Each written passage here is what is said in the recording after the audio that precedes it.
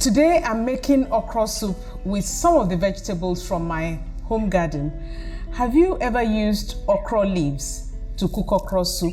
I understand that people around Ondo area do that, but for me, during the dry season, I find out that okra is expensive, is not as tender, and therefore you need something to help that, viscosity to come up in your okra. Most of the time, the okra is actually dry. So guess what? My okra leaves, which will be made into something like this, you use the tender bits of the okra leaves, not the hard one, just the tender leaves at the tip. That's what you use. So I cut it up, cut it into very little pieces. You can actually blend or pulse a little bit to have this mass. I'm also going to be using Uziza, which I planted in my garden as well. What else is special about this okra? It's going to be a mix of the red palm oil and a little bit of the bleached palm oil for flavor. So you'll see how I put all of this together. Of course, I'm using seafood for today's okra. So first I pour the palm oil, always shake because palm oil would have some at the base. Pour a little bit, eyeball, not too much. Yeah, that's it. And then I would also add the bleached palm oil, a little bit as well, and then I heat this up.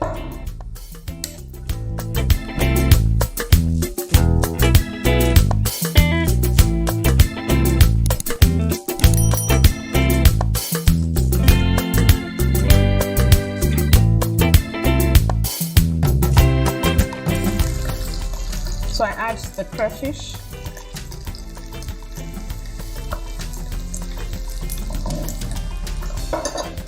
Lower the heat, and then I would add some water, but very gradually because this is hot oil. So you go gently, gently, and there you go. You can then turn up the heat again to allow the crayfish, the onion, the pepper to cook up a bit. At this point, I would also add the stock from steaming the fish, just so I have all my liquid in there.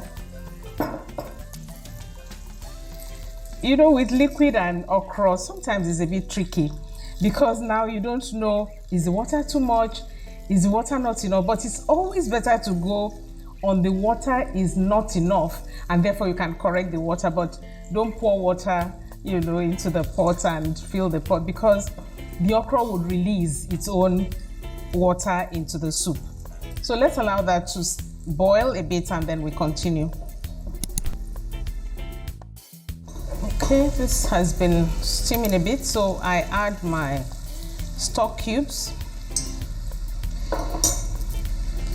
and taste and see if I actually need salt in this. Just a little salt.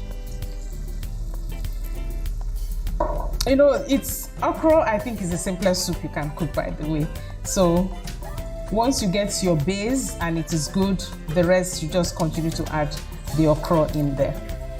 So before we add the okra, let me also do a bit of trick on how to get the resilience of okra. You cut the okra into very tiny bits, add some water, and then use your hand, to increase the resilience of the okra. And this works particularly during the dry season when, like I said, the okra is not as dry. There's a word like that, dry. So you continue to beat to get that viscosity that you want in okra. As you can see, I'm getting somewhere, but for me, because I have my okra leaves as well, I know the soup will drop, but not too much. When it's fish okra, I don't want it to drop too much, so it depends on what you want. See that? just with your hands and with a little water, you get some resilience into the okra.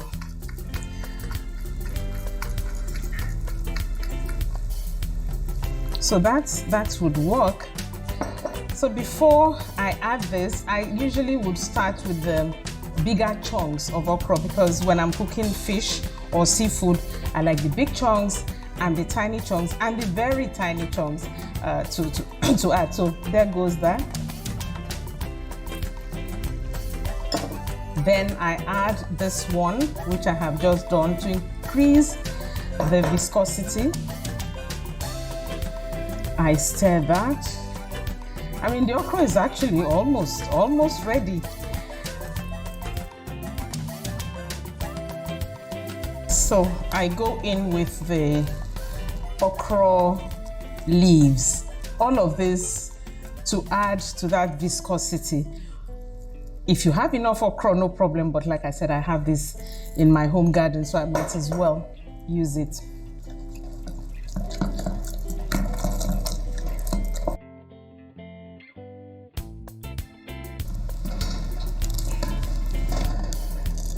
So in goes the seafood. Like I said, I've steamed the fish, the prawn. You can actually add the fish at this point to cook, but for me, I'll rather do that separately so that the fish cooks through and absorbs all the goodness before I add it to the soup. Whoa. You know, the beauty about this is you're having chunks, different sizes of chunks of okra, and the okra leaves. I'll just allow this to cook for just 2 minutes, and I'll add the Uziza leaf last just to add flavor. At this point, I think I have nailed this one. Let's see.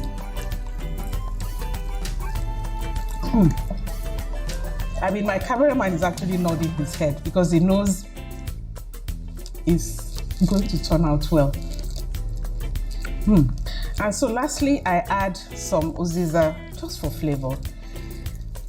And a little bit of vegetable, by the way. You know, Uziza leaves also has a little bit of heat. So you want to be careful there if you don't like the peppery hot okra like I do. But I love my okra peppery. That's it. Right texture, not too loose, not too thick. It's a kind of okra soup I like. And that's it. Using all ingredients, partly, sorry, not all, but some ingredients from my home garden and some from the market. I mean, we could do with saving some money in the times that we're in. So try this and let me know. And let me know how you go with the red palm oil and the bleached palm oil combination. I love it in the soup. We'll just dish up now and talking.